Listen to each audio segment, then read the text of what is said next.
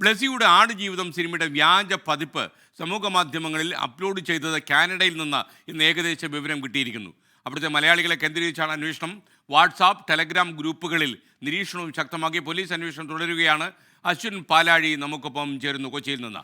Ashwin, good morning. Ashwin, യഥാർത്ഥത്തിൽ ആടുജീവിതത്തിൻ്റെ പതിപ്പ് ഇന്നലെ ചോർന്നു എന്ന വാർത്ത വന്നു. യഥാർത്ഥത്തിൽ എത്രയോ കൊല്ലം അവരുടെ അധ്വാനം, ഒരുപക്ഷെ നമ്മൾ മലയാളത്തിൽ പറഞ്ഞ ചോര നീരാക്കി ഉണ്ടായ ഒരു വസ്തുവാണ് ഇങ്ങനെ ആളുകൾ അടിച്ചു മാറ്റാൻ ശ്രമിച്ചത്. പറയൂ വിവരങ്ങൾ.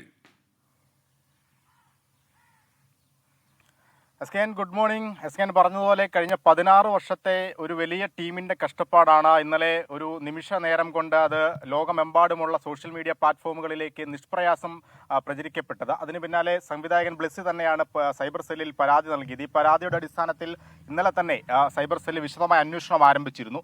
ഈ അന്വേഷണത്തിലാണ് ഇത് കാനഡയിൽ നിന്നാണ് സോഷ്യൽ മീഡിയ പ്ലാറ്റ്ഫോമുകളിൽ അപ്ലോഡ് ചെയ്തത് എന്നുള്ള വിവരം കണ്ടെത്തിയിരിക്കുന്നത്.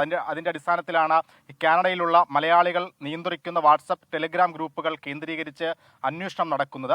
ഇതിന്റെ സ്രോതസ് എവിടെ നിന്നാണ് എന്ന് കണ്ടെത്താനുള്ള പ്രാഥമിക നടപടികളാണ് ഇപ്പോൾ ആരംഭിക്കുന്നത്. കേരളത്തിൽ നിന്നുള്ള തിയേറ്ററിൽ നിന്ന് പകർത്തിയ ദൃശ്യങ്ങളാണ് കാനഡയിലേക്ക് അയച്ചു കൊടുത്തതെന്നും അവിടെ നിന്ന് അപ്ലോഡ് ചെയ്തതെന്നുമാണ് പ്രാഥമികമായി മനസ്സിലാക്കിയിരിക്കുന്നത്. ഇന്നലെ ചെങ്ങന്നൂരിലുള്ള ഒരാളെ പോലീസ് കസ്റ്റഡിയിലെടുത്തിരുന്നു. അത് ഒരു സീരിയൽ നടിയുടെ പരാതിയെ തുടർന്നാണ്. ഈ സീരിയൽ നടി സിനിമ കാണാൻ എത്തിയപ്പോൾ തന്റെ പിറകിലിരുന്ന ഒരു വ്യക്തി മൊബൈലിൽ ഈ ചിത്രം ഷൂട്ട് ചെയ്യുന്നത്, പകർത്തുന്നത് കണ്ടു എന്നായിരുന്നു ആ നടിയുടെ മൊഴി. ആ മൊഴിയുടെ അടിസ്ഥാനത്തിൽ തിയേറ്ററിലെ CCTV ദൃശ്യങ്ങളടക്കം എടുത്തുകൊണ്ടാണ് ഒരാളെ ഇന്നലെ കസ്റ്റഡിയിലെടുത്തത്. പക്ഷേ ഇയാളുടെ ഫോണിൽ നിന്ന് ചിത്രത്തിൻ്റെതായ ദൃശ്യങ്ങളൊന്നും തന്നെ കണ്ടെത്തിയിട്ടില്ല. അത് വിദഗ്ധ പരിശോധനയ്ക്ക് മൊബൈൽ ഫോൺ ഹാജരാക്കുന്നുണ്ട്. അതിനുശേഷമായിരിക്കും ഇയാൾക്ക് ഇതിൽ ബന്ധമുണ്ടോ എന്നടക്കമുള്ള കാര്യങ്ങളിൽ വ്യക്തത വരിക. എന്തായാലും സൈബർ സെല്ലിന്റെ പ്രാഥമിക അന്വേഷണത്തിൽ കേരളത്തിൽ നിന്ന് തന്നെ ഒന്നിലധികം തിയേറ്ററുകളിൽ നിന്ന് ഈ ചിത്രം മൊബൈലിലോ ക്യാമറയിലോ പകർത്തിയിട്ടുണ്ട് എന്നുള്ള വിവരം ലഭിച്ചിട്ടുണ്ട്.